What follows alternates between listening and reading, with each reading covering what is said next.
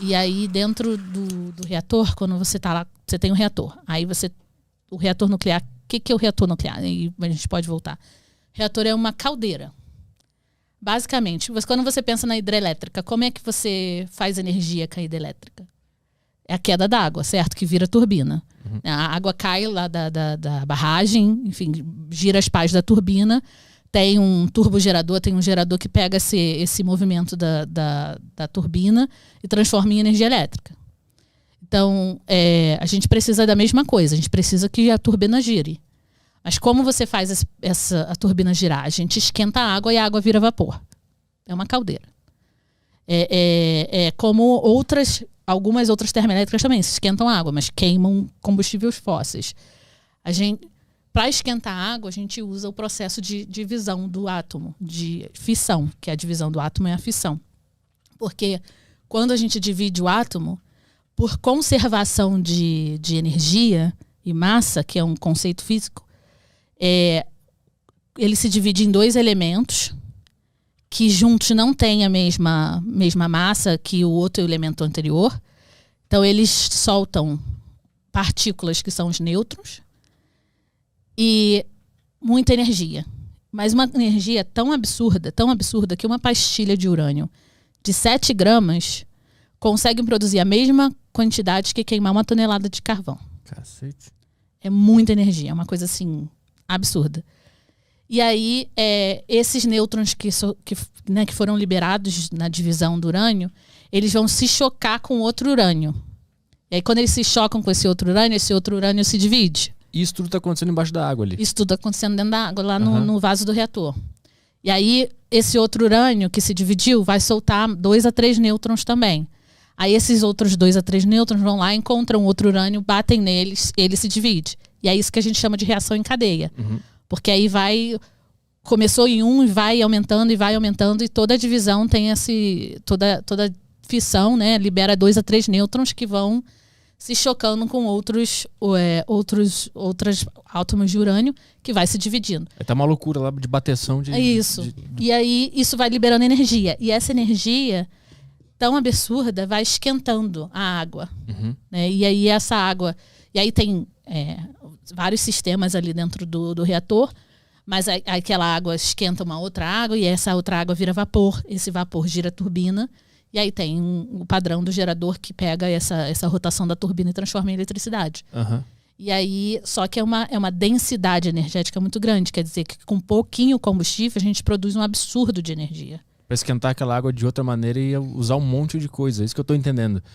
É tudo um mérito de como que a gente vai gerar calor. É isso? A gente... porque assim, o propósito é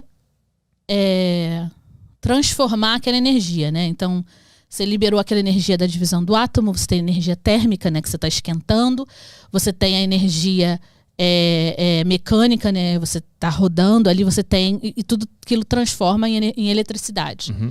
Porque o que eu acho legal é que as pessoas... legal, assim, de contar, é que na hora que a gente está carregando, sei lá, o telefone, você não está pensando como é que aquela eletricidade chegou ali para você, sabe? Como é que ela foi gerada de início. E a gente precisa de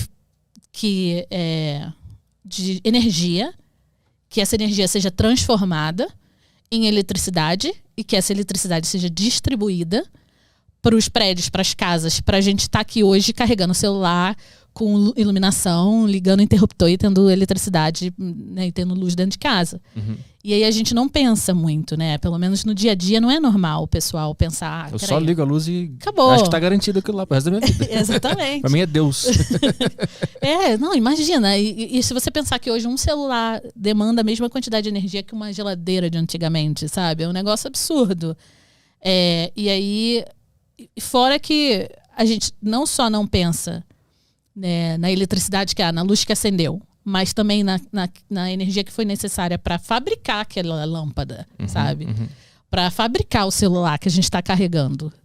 Então, a eletricidade é um negócio que assim, a gente não vive sem energia. Sim. A gente precisa produzir energia que se transforma em eletricidade. E aí, a energia nuclear é uma das fontes que a gente pode produzir essa energia que é transformada em eletricidade depois distribuída. Sim.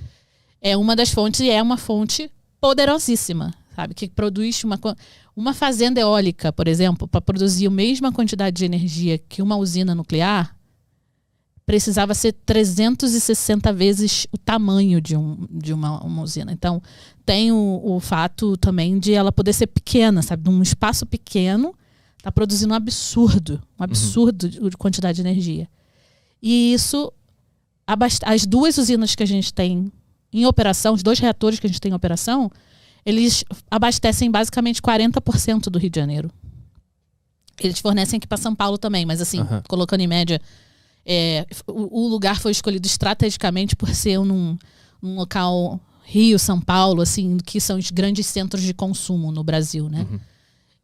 Então, é um negócio de muito poder. E é uma simples caldeira, que tem uma reação nuclear ali no meio, mas o objetivo é esquentar água, transformar água em vapor e esse vapor girar a turbina. Então é isso que eu tô conseguindo visualizar aqui. Tu precisa de algum sistema que vai gerar esse calor, que vai esquentar essa água, que vai gerar essa energia, que vai ser transformada em eletricidade. Essa primeira etapa que é o lance. Como que a gente vai fazer para esquentar isso? A gente vai usar carvão, a gente vai usar urânio? No caso das termoelétricas, sim. No caso da hidrelétrica é a queda da água. Você não está esquentando nada, né? Mas no caso isso. Eu tô falando dessas que exigem alguma coisa que pode poluir ou que pode não ser sustentável. Porque a água é sustentável, né? É só deixar ela cair lá. Isso. A água... aí existem diferentes tipos de usinas hidrelétricas também. Tem as hidrelétricas com barragem, né? Com os reservatórios. Que aí você mantém a água e você abre a comporta lá e deixa ela cair. Quando você não precisa, você fecha. Que é uma grande bateria, é maravilhoso. E tem aquelas que não têm reservatório. Que elas só ficam nas quedas d'água, assim, sabe? E geralmente... E aí eu não sou especialista em hidrelétrica, mas geralmente depende muito também, por exemplo, é um rio que tem uma queda, e aí você usa a gravidade, né? Ali, a queda da água e vai produzindo, mas aí não tem um reservatório. Enquanto tem água caindo, ela está produzindo, e aí tem esses tipos, assim, diferentes de hidrelétrica, mas aí não é esquentar a água, né? Sim, essa aí usa o movimento da natureza ali. Mas essas que necessitam de alguma coisa para gerar essa energia...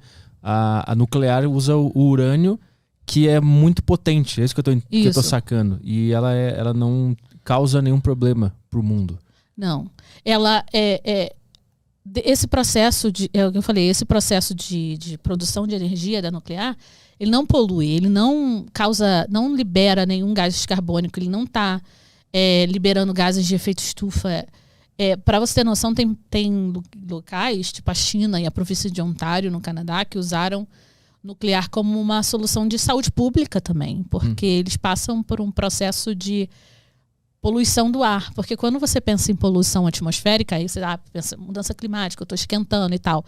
Mas também tem doenças respiratórias quando você está num local que há muita poluição do ar. Sim. E aí, quando você se utiliza de fontes energéticas que não poluem o ar, porque você não está jogando esses gases, você está ajudando a saúde pública do país. Existe um estudo que a NASA fez com uma universidade nos Estados Unidos, que pesquisou o uso das usinas nucleares lá, que os Estados Unidos é o país com mais reatores nucleares no mundo. Em operação, eles têm 98, alguma coisa assim. E eles fizeram esse estudo que desde a década de 70 até 2009, alguma coisa assim, eles pegaram uns anos, umas 3 décadas. O fato dos Estados Unidos ter produzido aquela quantidade de energia através do nuclear, porque se não fosse nuclear seria combustíveis fósseis, eles preveniram a morte de quase 2 milhões de pessoas por doenças respiratórias. Caramba. Porque eles evitaram de jogar poluentes na atmosfera que teriam causado doenças respiratórias e poderiam ter matado essas pessoas por conta dessas doenças.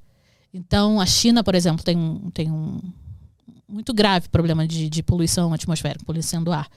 Eles estão construindo um reator nuclear não só pela tecnologia e tudo, mas também como uma opção de saúde pública. E a província de Ontário também, lá no Canadá. Também quando eles investiram mais, eles perceberam a diferença. Então, assim, é uma tecnologia que precisa ser mais utilizada, sabe? E a gente já tem um puta potencial no Brasil para nuclear.